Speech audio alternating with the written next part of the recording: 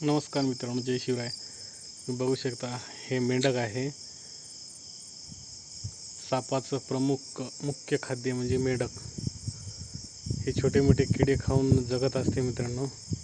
आता पावसाळा आलेला आहे आणि पावसाळ्यामध्ये हे सर्वत्र दिसून येतात.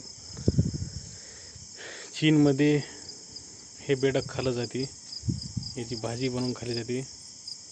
बघू शकता खूप नाजूक आहे. सापाचं प्रमुख खाद्य आहे बेडक.